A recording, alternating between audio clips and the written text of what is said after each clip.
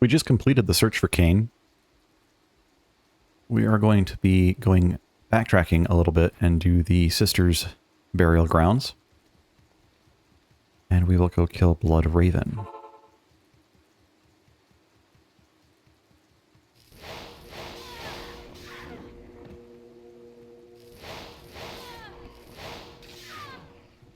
So I have been doing some tinkering.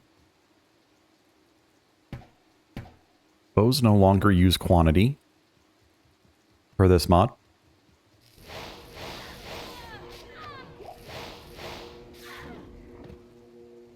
I would actually really be ecstatic if I could make bows use durability, but it would require a lot of different code changes that I just don't think are feasible. That's how Diablo 1 worked. You didn't have quantity, you just had durability on everything.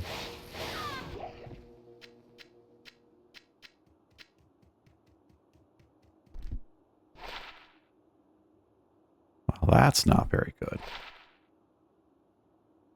That's kind of good.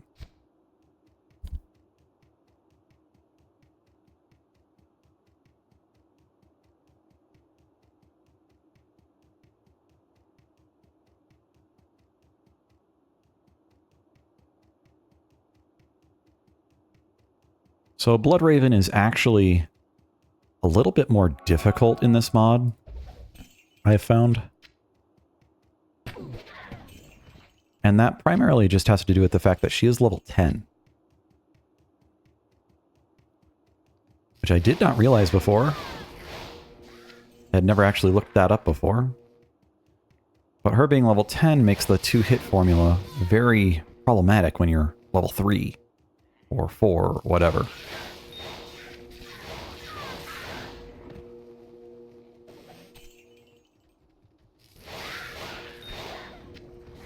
Getting a lot of gems here.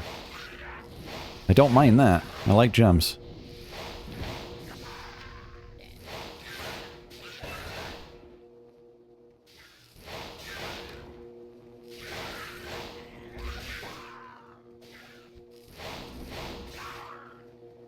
Stamina Shrine.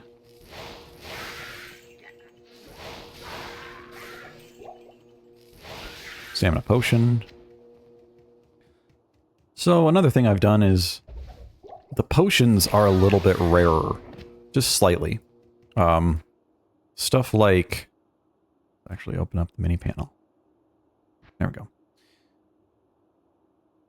Stuff like light mana potions and light healing potions are basically not going to be found in Act 1 anymore. Previously, they were pretty common. And I think that that made a lot of sense when dealing with... That is a terrible staff. It has nothing on it. I think the original stats on the potions make a lot more sense when you're using class-based potions. So a barbarian gets less out of a mana potion, so you want to use a higher level mana potion, stuff like that. But when I'm using kind of more, as I call it, agnostic stats, just keep pushing that up, then I don't need to differentiate the potions between different classes as much. Okay, he's not getting hit at all. There we go. That is the downside of using this ability. I can't carry anymore. I am up to 9 bolts though, so I'm getting closer and closer to lightning carpet and less charge bolt.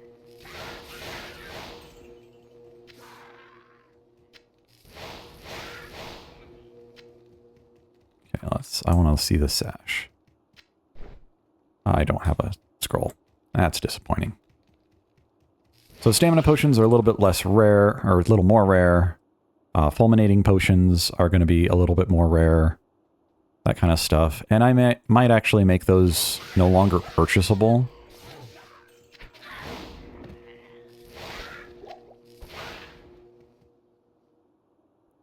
So since I changed the quantity code, arrows and bolts are not going to and javelins and throwing knives and stuff like that won't reduce in quantity.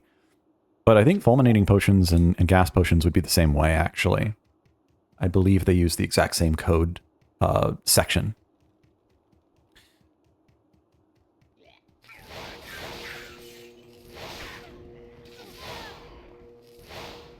So it'd be interesting to see how that plays out. Or like maybe a challenge run or something. Obviously, it would be a lot less challenging. You wouldn't have to gather as many potions, or any potions really, just find what you want. Here we go. Here's the path I'm looking for.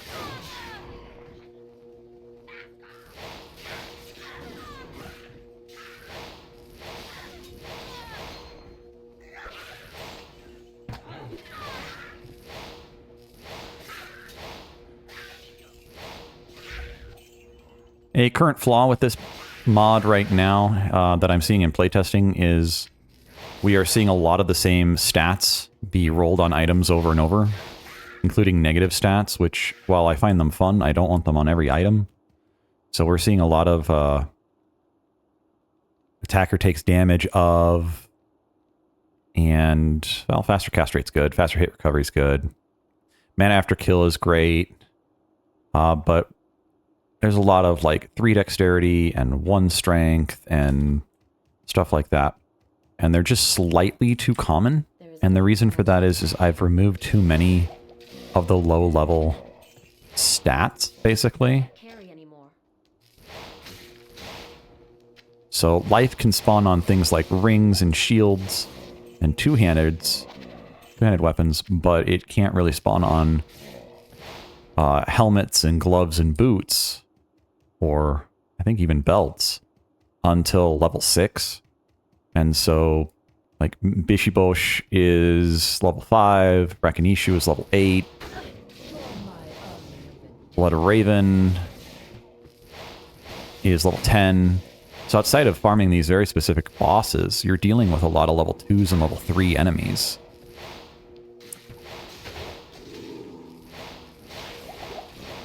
Now, each zone that you pass through seems to increase the item drop rate, or the item level quality, by 1. Yeah, so even with all my damage, she still took a ton to hit. 82% to hit, so I wasn't hitting her with every bolt there. I do 2 to 7 with 9 bolts, so, like, I'm doing a ton of damage if I can get up in their face. Anyway, really long death animation. So if there was a treasure chest in this room, or like a loose rock or whatever, this room, I believe, would be level 3. Whereas you need to get something like the underground passage or the dark wood to be level 6 or level 7 for chest drops. Yeah, I'll just use a town portal.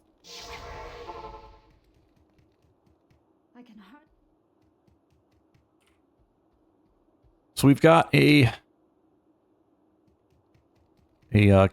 mercenary. I haven't done much to mercenaries except for these starting mercenaries have slightly more health.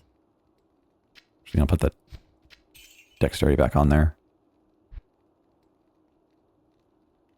So let's see here. We'll give you some dexterity. We'll give you some armor.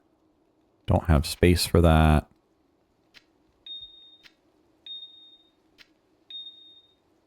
Don't care about that. I'll give you the armor over the I'll put that to good use. Go back and buy a bow. That would be useful. Otherwise you do no damage.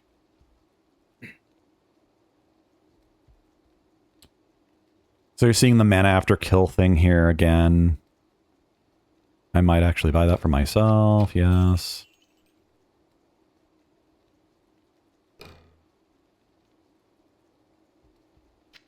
I'll put that to good use. So, giving her a bow is actually very powerful.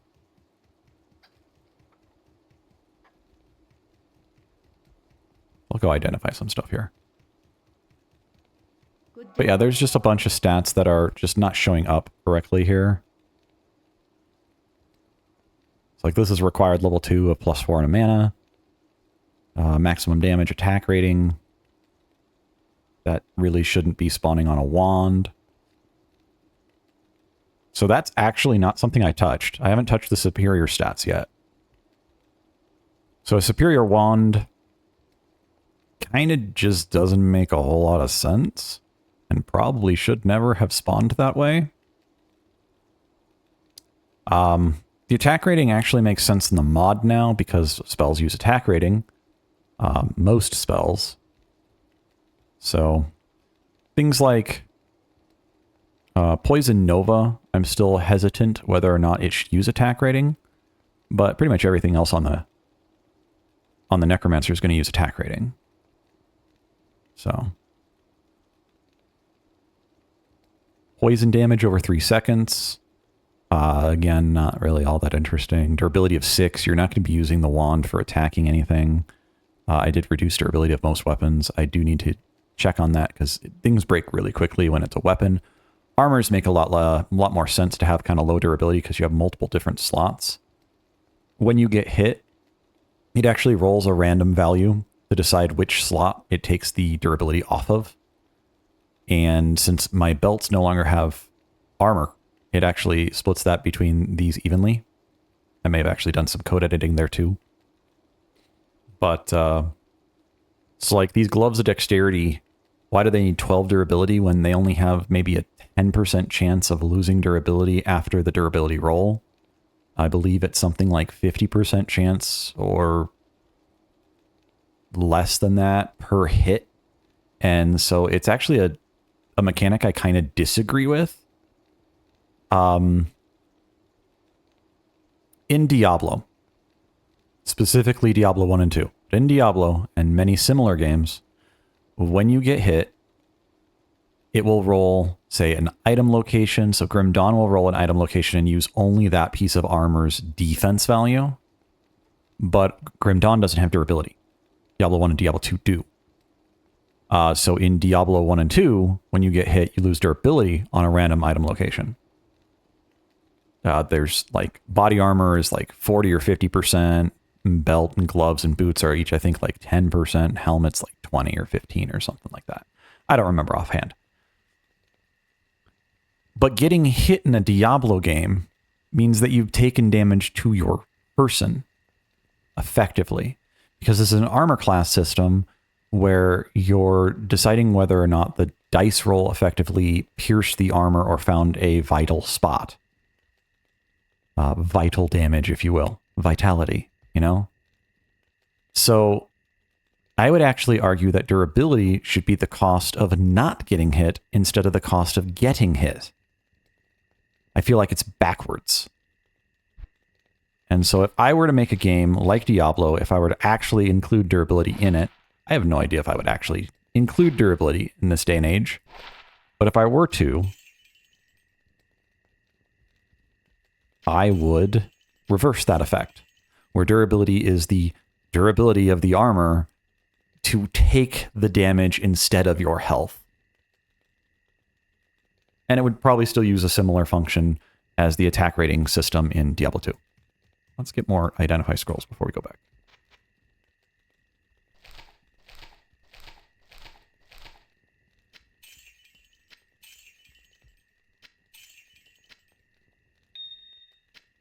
Move this around a little bit.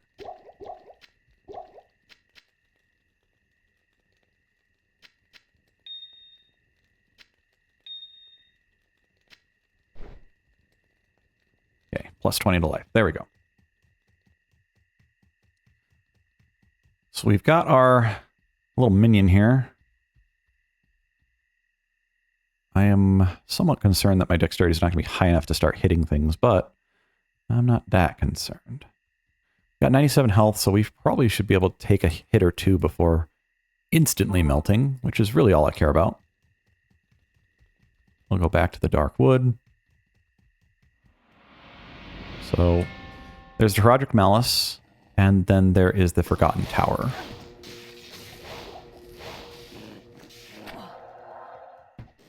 Let's see, what is a mana potion actually doing for us? What is a health potion doing for us?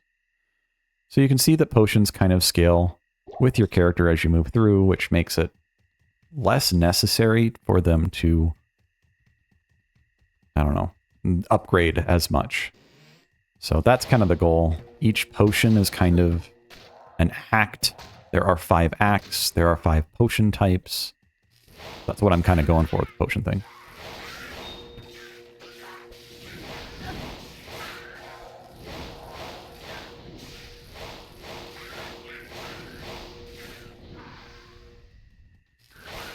But yeah, this rogue has a little bit better starting HP, so that she doesn't instantly die. Usually you get her a little sooner, and it is common for her to just instantly die. But she has just a little bit more HP. I don't remember how much it is,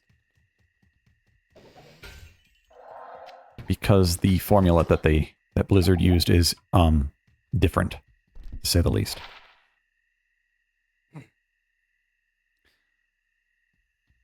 Yeah, that looks good. I like that. That 12% faster hit recovery, some extra gold. Yeah, 5 dexterity. I don't really care about the 4 mana, but man, that's not bad. Hit recovery is the best part, really. The gold is cherry on top, kind of.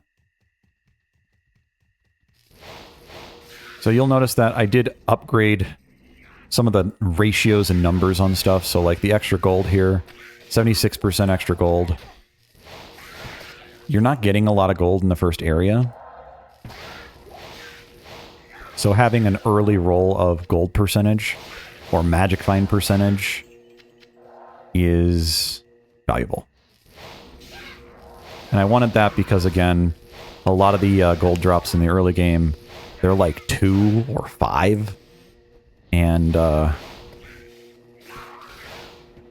later on you can still get the good gold drops, but basically it's a front side buff where you can get more percentage early, but you're not getting more percentage late.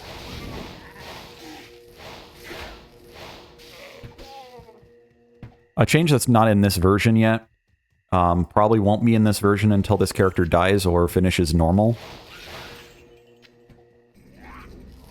Once I finish normal, I'll probably do another character. Or die.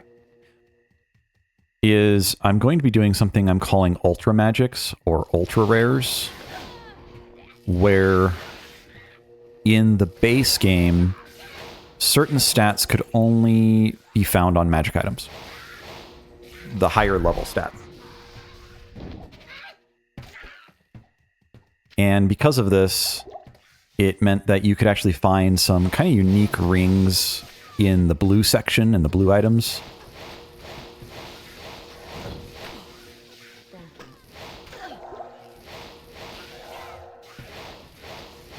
And so I want to kind of embrace that a little bit more. Got a little nervous there with that boss, that mini boss there.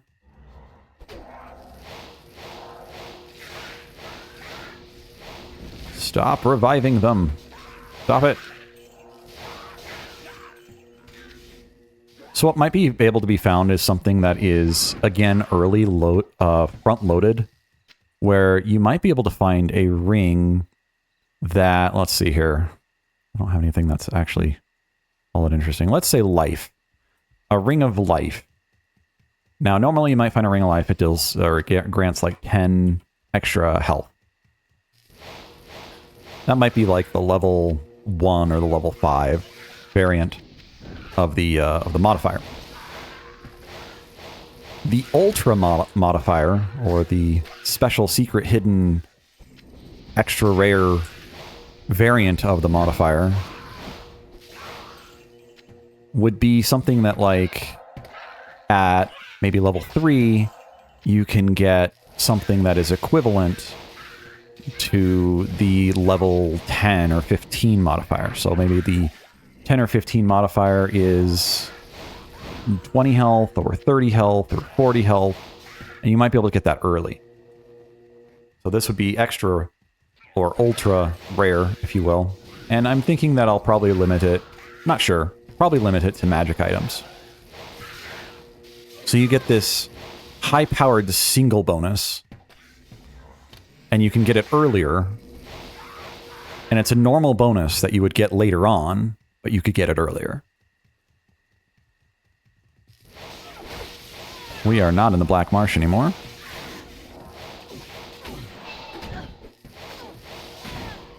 Get off of me! Quick panic ice shield there. So we're doing okay for damage. I'm actually debating on upgrading this frozen armor here. So as it currently stands, frozen armor has actually been changed quite heavily. Kind of. So first of all, it costs a lot of mana, 35 per cast. So you can see how much that is. With my large mana pool, it's still quite a bit. This is to mimic or to stylize towards more of a Diablo 1, large cost, high power. The duration is limited to 60 seconds at all ranks. I will probably change that a little bit. My goal for that is that I want you to have to recast it. I don't want it to last 5 minutes or 3 minutes or whatever. However, some other spells don't have kind of a limit. This lasts 25 minutes and is meant to never be recast because it's energy shield. So it turns off if you lose your mana. So it has a conditional. But this never turns off other than time. So the idea behind this would be that this actually gives the defensive bonus of the other two. Shiver armor then becomes your, this gives your damage aspect. This gives ice bolts, and it still apparently has all its synergies, which needs to be actually updated there. It would keep the synergy from frozen armor, and it would keep the synergy from ice bolt. So the idea is that every point, and this is soft points too, every point into frozen armor would give defense bonus to shiver armor and defense bonus to chilling armor. The defense bonus is entirely tied to this stat or skill point. But the shiver armor is your offensive frost armor, where it deals damage. That's the only difference here and here. So it shoots off ice bolts, which will deal damage and chill enemies and not freeze them. Then you move down through the tree, and this is just how it currently stands. I might actually remove one of these frozen armors eventually and create something else, maybe more interesting.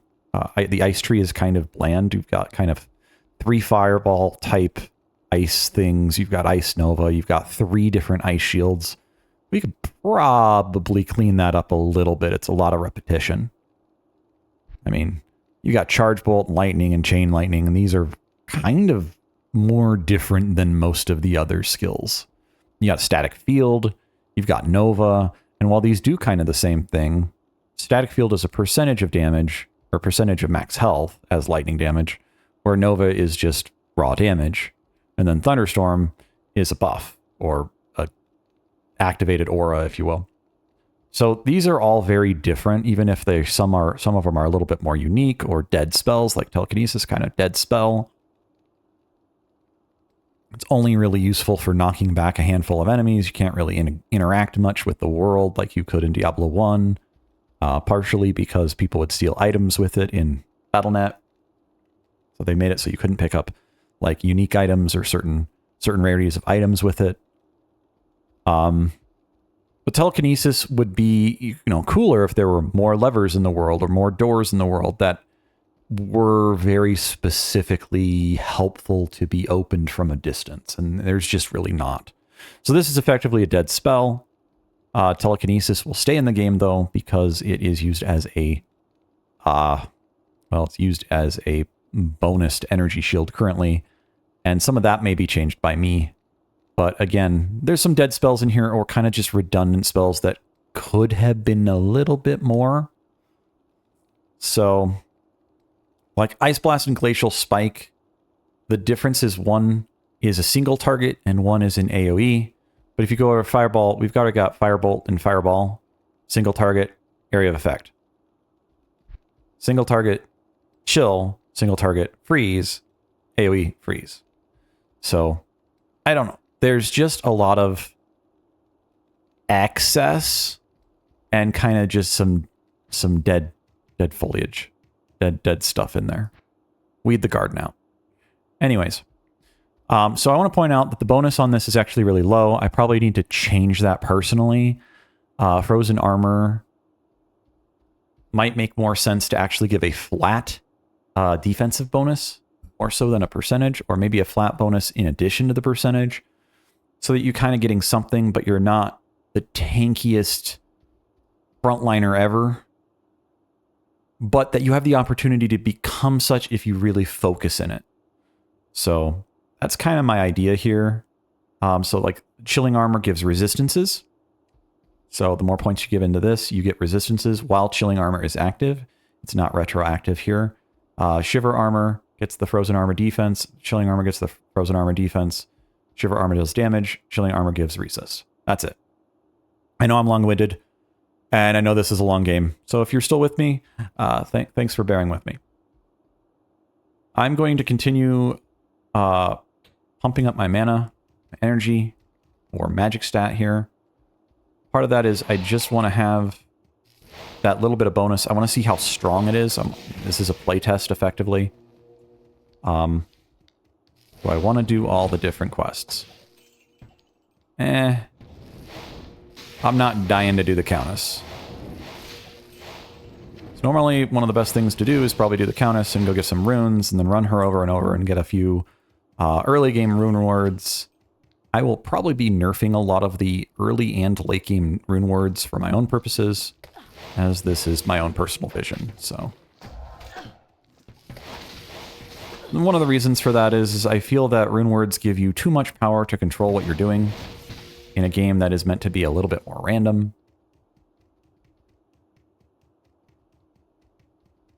So I'm not saying I want to remove rune words. I just think that they, in some aspects, took control of the game in patch 10, and they never let go of their firm grip. And while there were good rune words in the original Lord of Destruction, even some of those are still pretty crazy strong if you look at them closely. They're just kind of obscene, actually, for how powerful they are and how cheap they are. The monastery on Dariel's stronghold. I think rune words should probably be more on par with a solid rare instead of a solid unique. That'd probably be my opinion on that. And the door visually glitched there.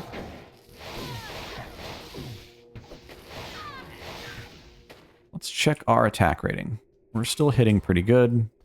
Probably because we're keeping our level up.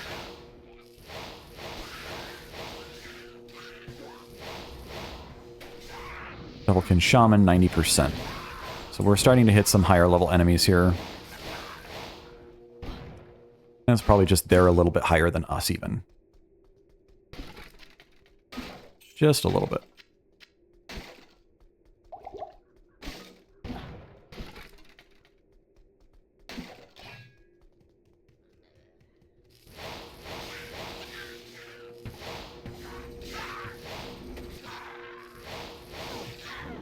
My dream game to ever make as a designer, developer, programmer would be to be able to work on and guide strongly a Diablo-like.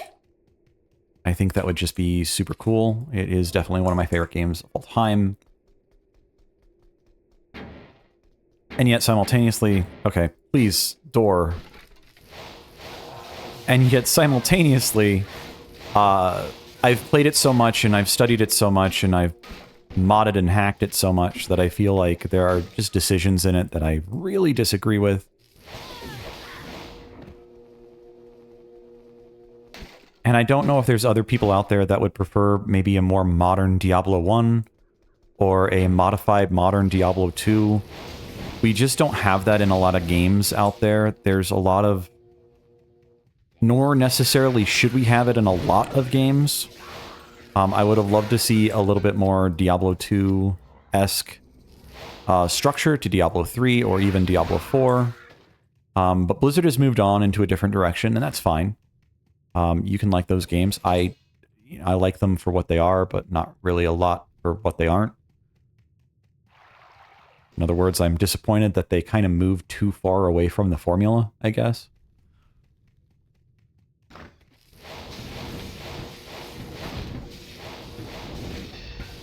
Oh, geez. Frozen Enchanted. I think I'm doing okay, though. I think my damage is okay. We've got, what, 10, 9 bolts? Oh, let's see here.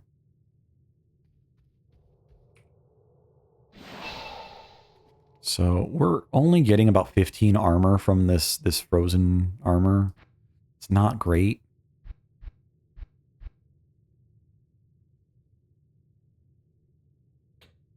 So I think killing potential is better. Oops, not that. Don't spam the high mana cost thing. Please.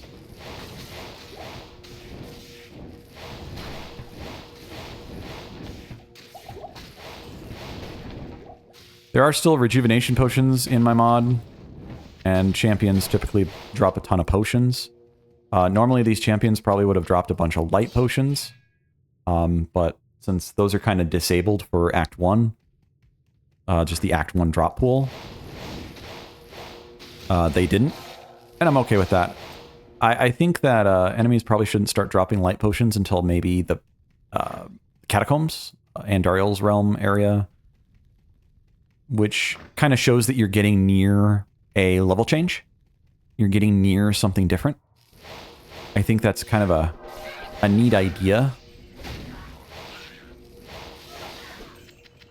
Kind of hinting at something there.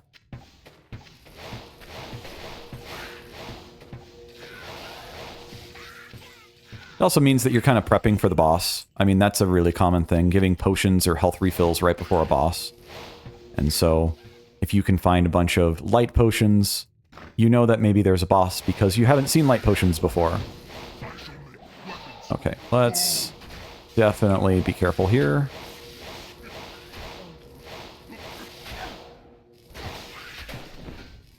Did he die? Did he die? Is he still there? I can't see. Wall.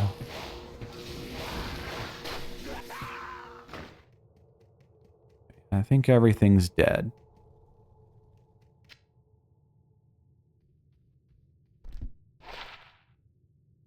I'll take the faster hit recovery. That's way better.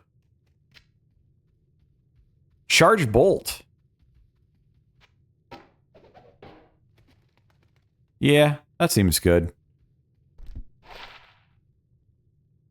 Attack rating. So life stolen on hit, that only applies to physical damage, but the attack rating now affects everything. So that could be good on my character, even still.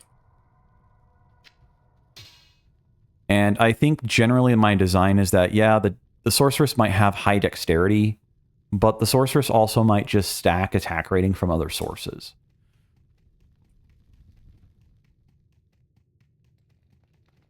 And that's actually one of the things I'll probably replace the ice armor with, is a passive over there. We've got a passive in the fire tree, but we don't have a passive in the other two trees. And so I'm going to be treating telekinesis as probably a passive in the lightning tree. It kind of already acts this way. While changing one of the frost armors into a passive. So that maybe you don't get ice armor at level 1, but you get it at like level 5. Something like that. And I'll probably call it something like Frozen Heart. And it will probably do something to the extent of like... Oh, I don't have a key. It'll probably do something like expand your hit rate, your attack rating, so that the sorceress, while having potentially high dexterity, also has the opportunity to ignore that mechanic. If you notice in the original game, a lot of the defensive or offensive passives are effectively ignoring a mechanic. So if you look at the Barbarian, or the Paladin, but let's start with the Barbarian. Barbarian has natural resistance, and while this does soft cap out very slowly, it has a diminishing returns to it pretty hard.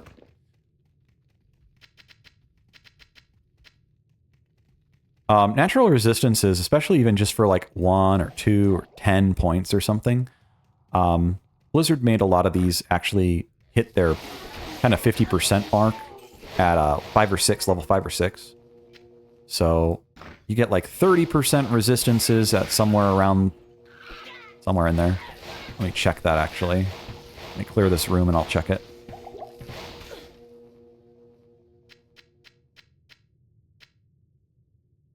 Okay, give me just a second. I'm going to check the natural resistance math here.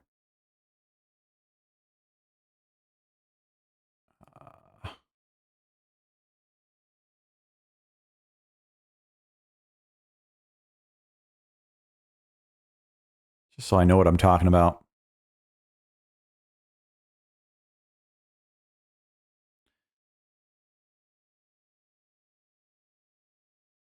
So at level 5, you have 40% resist all.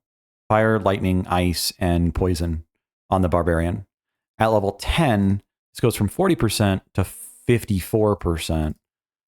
And then at level 15, you get to 62%. And at level 20, you get 67%. So it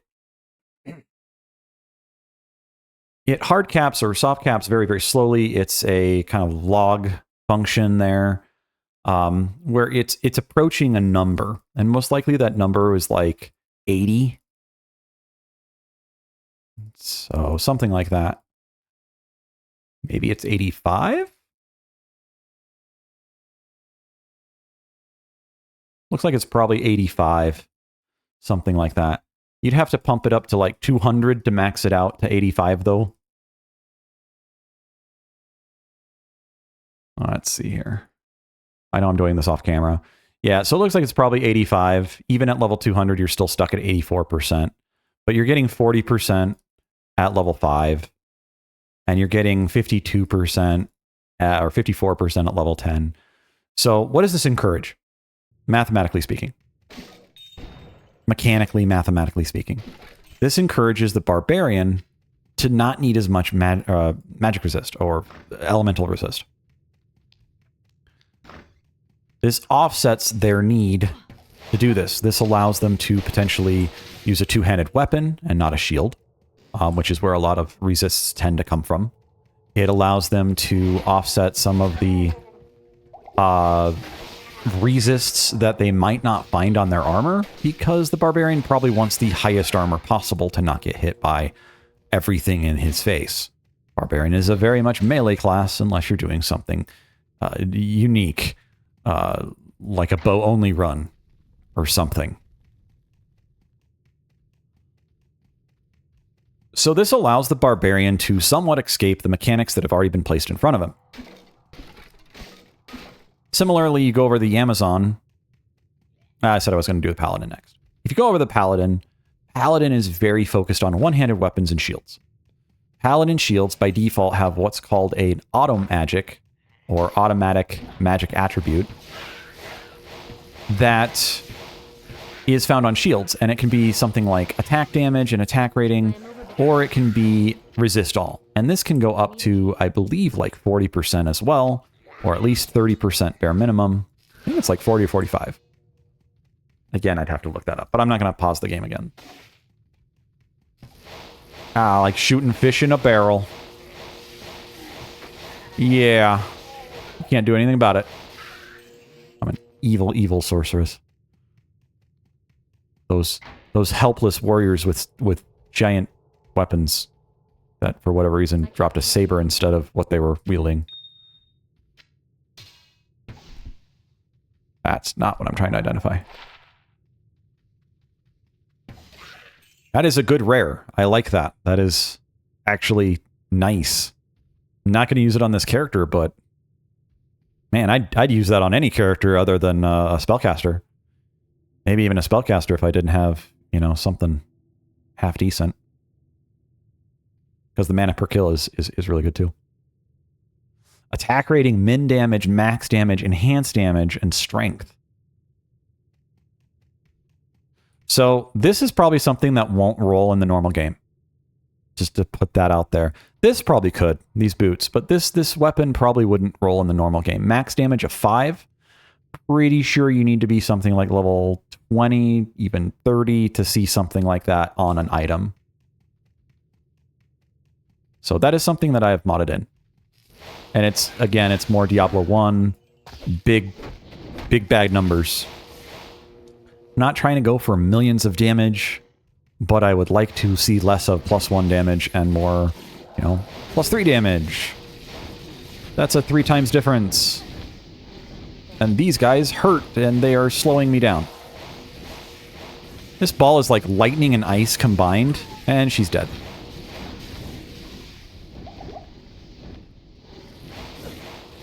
Well, since I'm playing hardcore, I will go by the rule of if my mercenary dies, I probably have to find a new mercenary, which means I lose their gear.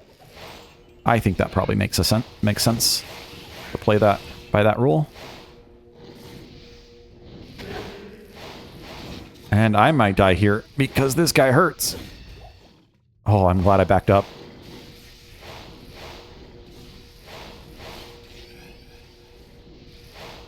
Please, Mr. Tainted, don't kill me.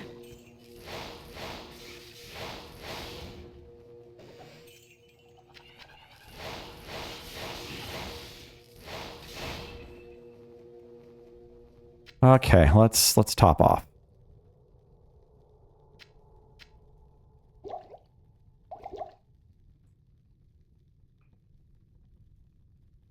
I need a breather just a little bit after that fight. That was really scary. I ran out of potions.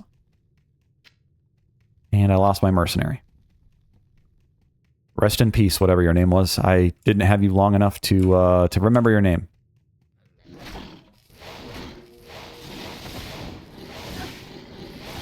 Oh my gosh. Get out of my face.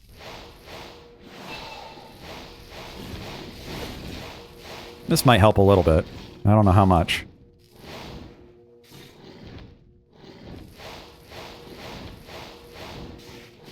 We'll just cheese this wall here. Yeah. I don't feel dirty that at all. Okay, I can't quite cheese the wall. There we go. I'm gonna go back to town and buy some potions. That seems like a good idea. Okay. And maybe I'll find another mercenary. I don't know. So, sadly, I am going to sell this sword because I am not going to use it. Getting a lot of life steal. That's good, too. Let's see if there's a staff I can afford. It's like 17 in mana. That's not great, and it probably shouldn't cost that much. The cost on staves is just insane, and I definitely need to rein some of that in. My opinion. Superior items, both for repair and for just cost, I think are just absolutely insane. This is 28,000 gold, and all it is superior with a couple abilities on it that are like level, what? Shiver Armor is level 12. Poison damage over 3 seconds. This is a silly staff, but at least it's cheap. Okay, this is also something else. Knockback has been removed from most melee weapons. If knockback spawned on a melee weapon, it was usually just terrible. There's a handful of sets and uniques that have it as well. I'll potentially leave it there, but some of them might be replaced with a new generic stun effect that I was able to put together, just with what's already existing in the game. Definitely shouldn't cost this much. Again, 46,000 gold is a little insane. And I have reduced the gold drops, or the sellback values of things. So normally these chipped topazes would be like 500 sellback and 1,000 to buy. They're 250, so they're 1/4 or whatever. But knockback can now only spawn on two-handed weapons. This includes staves. It cannot currently spawn on bows, but I might make it a rare exception. As in something that is super uncommon in the drop pool. It's already super uncommon in the drop pool. It's got like a 1 out of 100 or something bare minimum to drop. I'm actually surprised it can show up this early. But this allows you to find some relatively unique items if you really want to. So you want to use a two-handed hammer or something, and it has knockback, and you could do that. But I don't think it should be on like one-handed swords or a throwing dagger for that matter. And I don't know what it all could spawn on to begin with. This is funny. I like this. This is great. -8 strength on a staff. So, yep, that's hilarious to me.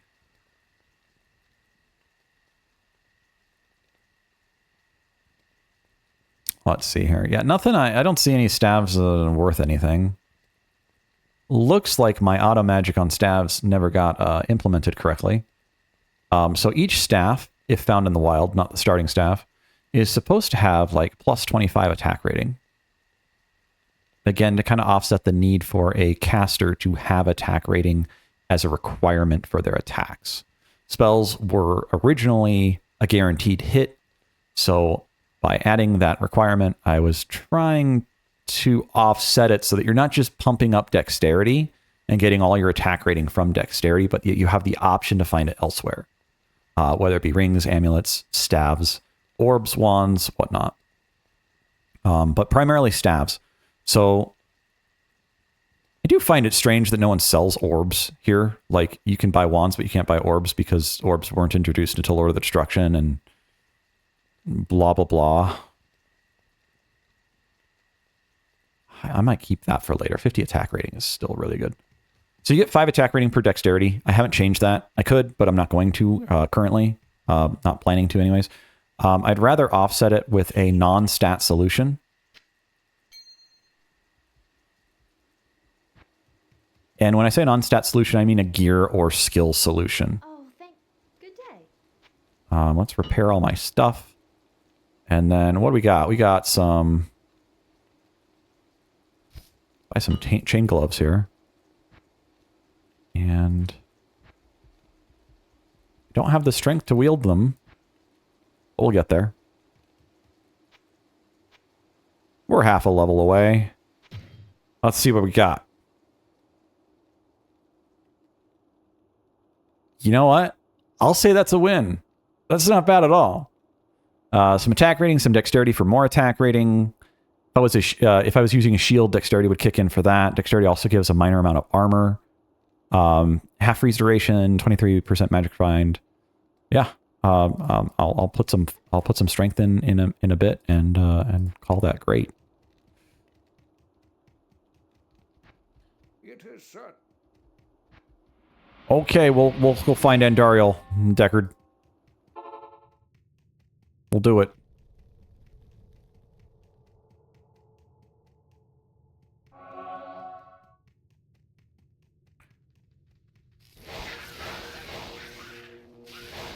So this does mean I will probably have to upgrade the amount of attack rating that spawns on various items or uniques or whatnot. So that you're not just stuck with using the handful of items that already have attack rating on them. Like Raven Frosts are a very common... Excuse me. Raven... Excuse me. Talking too much. Hard not to, because this is a long game. Raven Frosts were commonly used as a late game ring, so unless you had something... Ow, that hurt. I don't think I fixed the mana leech bug. Mana burn bug. I know that there is an option to fix that in the code, but I don't think I fixed that yet. And this guy hurts.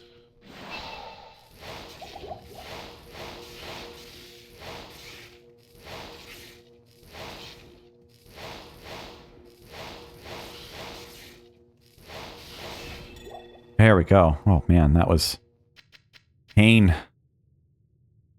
I think it was just the mini-boss that was hurting there. Do another potion. What do they heal up? 65, so about half. They're falling out of power. You know what? I'm gonna wear that. That seems actually good. 15 to mana. Yeah, that seems not bad. I don't really want the attacker thorn stuff anymore because, well, I don't really want things touching me. No touchy. I don't think I'm going to find anything in this corner. But yeah, one of the ideas that I have for one of these cold spells to be replaced with, one of these armor spells to be replaced with is Cold-Hearted or something like that. Just a simple name there. And it'll probably give a minor but useful amount of attack rating. It most likely will do something else for the sorceress as well, such as maybe it will give physical damage or something like that based on your energy stat. So, yeah, something like that.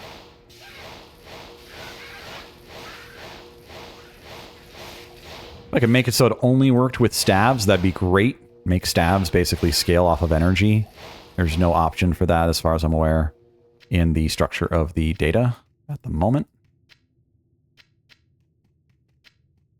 But yeah, that would be the idea, so that you could go more staff oriented for both physical and magical damage, elemental damage, stuff like that. Where is the exit to this level?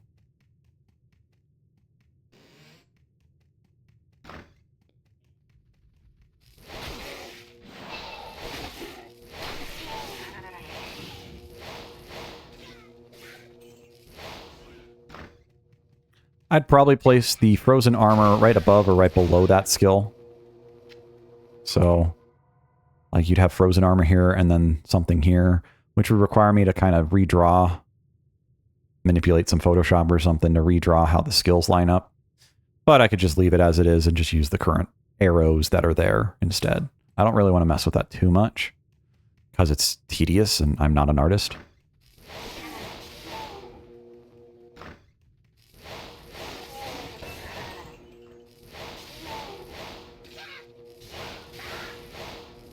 But yeah, something like Cold-Hearted, where maybe it gives minimum damage or something, as a ratio of your energy, so that you could get off me, go away. Nope, my gloves are better. So we're getting 7 dexterity, which is another 35 attack rating. So this is actually, what, 94 attack rating.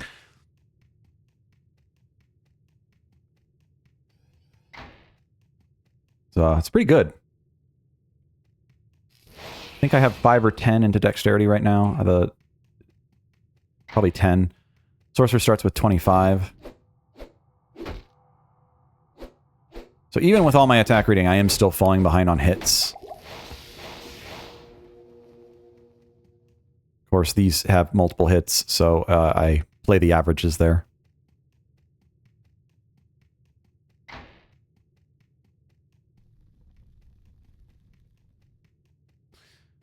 But this is probably my 3rd or 4th mod in Diablo 2. You're still with me. It's been a while. My 3rd or 4th mod, and I've really enjoyed modding Diablo 2 over the years. I started modding like 2009, 2010, somewhere in there. And then I picked it up again in like 2012 and 2013, and just kind of seeing what I could do. And I've definitely had some runs with some friends doing like LAN-based play, where I had like rings that were socketable, and you could put like skull gems in there, and you would get like flat life leech, and there were situations where you could just straight up face tank Diablo's lightning hose, lightning breath, whatever you want to call that. And that was when I knew I screwed up. That was when I knew it was just a little too powerful.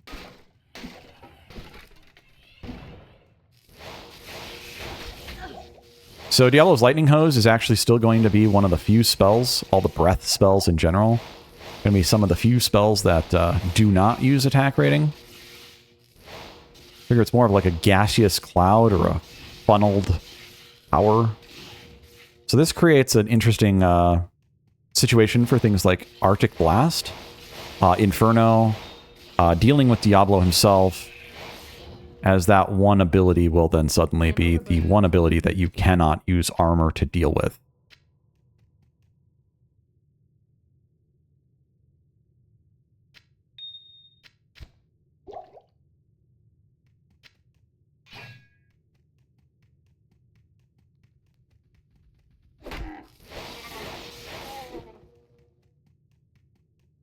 Just want to find the next waypoint. Just want to find the next waypoint. I believe it's the inner cloister. Oh yeah, we have a skill point. Let's use a skill point.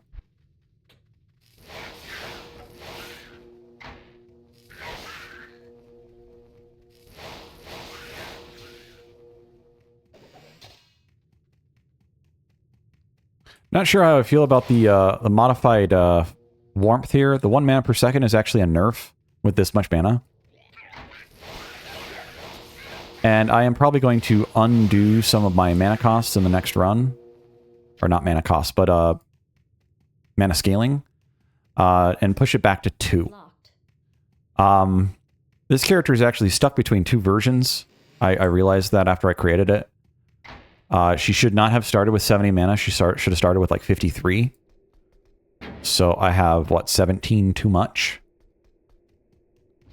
But as you hit, say, what?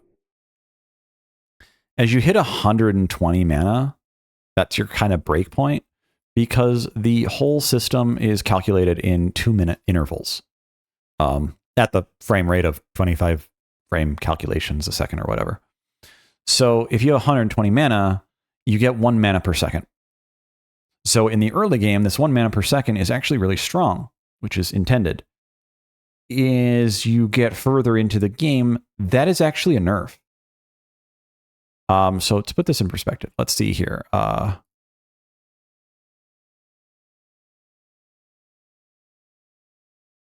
So I don't know how this math works here. So if you had 120 mana, let's go with that because it's easy math. If you had 120 mana, you'd get 1 mana per second. This is base Diablo 2, no mods. If you had level 1 warmth, I believe is normally 30% in the base game. Let me double check that really quick. Yes, it's 30% with 12% per level. So I'd have 30% regeneration.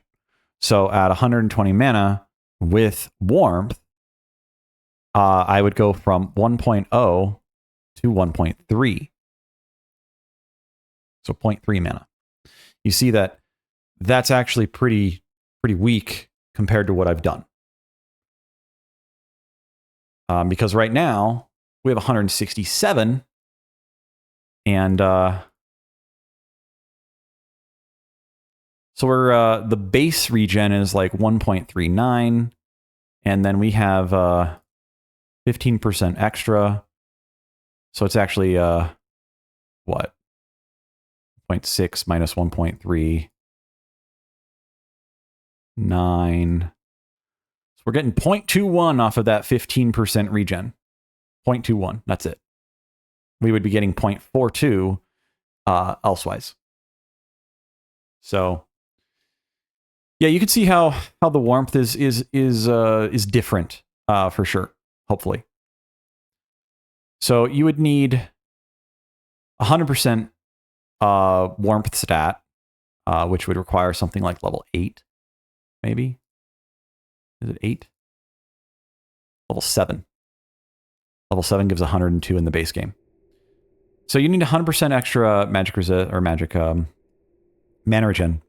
But the thing is as you increase your energy, you're getting that mana regen by default. This is built in, this is baked in. So what I was trying to do, and what I will continue to probably try to do with the warmth stat here, take this waypoint and go home. what I'm trying to do is offset the increase on the sorceress of just pumping energy. You're pushing it up, you're pushing it up, you're pushing it up. So warmth isn't really the issue as much as the direct value of the energy.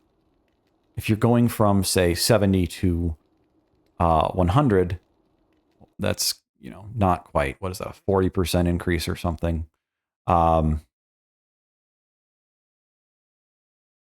Sorry, I have to do math. Pause there. 42%, close. So it's a 42% increase in mana, but because of how the formula works, it's also a 42% increase in the mana regen from the base. And then any percentage mana regeneration you have is then multiplicative to your mana pool size. So as you approach the later game, you get the situation where that early game mana regeneration was garbage. The late game mana regeneration is insane. So you can't really solve the problem directly without just pumping up your mana.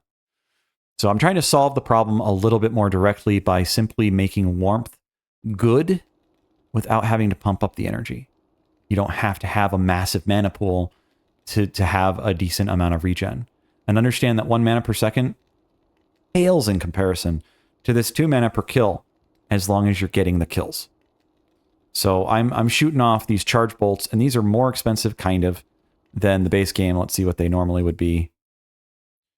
They're normally 1 mana at level 1, or excuse me, 3 mana at level 1, and they become 6 mana at level 7. I'm at level 11, so they'd be 8 mana, so it's actually a discount at my current level. So you can see how that costs a lot early, and then tapers off from level 7 on. No longer increases. Which I think is actually quite fair. It means that you have, in regards to Charge Bolt and some other stuff, it means you have skills that don't just keep growing in cost. You have a point to go to, a point of reference, a threshold. It's like Dark Souls or Salt and Sanctuary, both of which my channel has kind of referenced in the past a little bit. Salt and Sanctuary specifically because it's a Dark Souls inspired game.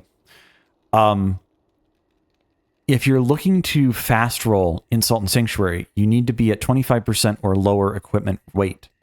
So if you have a specific piece of equipment in mind, you know what you need to be at. You have a threshold, you have a goal. That is what I'm trying to build into a lot of these abilities. Charge Bolt costs 6 mana and doesn't decrease. It has a goal. If you can maintain that 6 mana, you never have to worry about Charge Bolt ever again for mana, because you can just simply cast it. Well, unless you, of course, like start casting it faster. 10% faster cast rate. But you get my point, hopefully. This creates a goal. It creates a threshold. It's not some infinite scaling cost that now you're trying to manipulate. Oh, well, I only want 10 levels because I'm going to wear this gear that gives me 23 levels. I'm going to wear 3 or 4 charms that give me another 3 or 4 levels. And so I need to offset that mana cost, which means all that insane mana regeneration that I was just talking about is potentially no longer necessary. It means I can rein it in. And so you can see items potentially with 30% mana regeneration being in the late game being totally okay. But the paladin coming in and hitting with a steel chair and dropping a level 1 meditation with 300% mana regeneration isn't as crazy necessary for, say, the paladin. So an example for that is the paladin's meditation, or is it meditation? What is it called? Paladin's meditation? Defensive aura. Yeah, meditation. Meditation at level 1 is 300%. Meditation at level 20 is 775%. So you can see how quickly that gets out of control. And for someone with a really small mana pool, that makes perfect sense. You have a small mana pool, you want high mana regeneration percentage. But I just wanted to be able to offset that. So like gear might have more percentage bonuses, where skills might have more limited, like meditation, might have more limited percentages and more calculatory energy calculations like I've done with warmth. So it's like meditation comes along and you're getting 1 mana regen per second instead of, or maybe, 3 mana regeneration per second. It can still be really strong. It's a 24, originally a 24 level skill. 3 mana regeneration per second.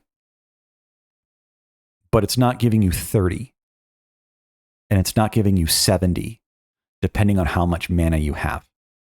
So I'll end that rant for now. Our next quest will be Andariel. We will continue forward and find Andariel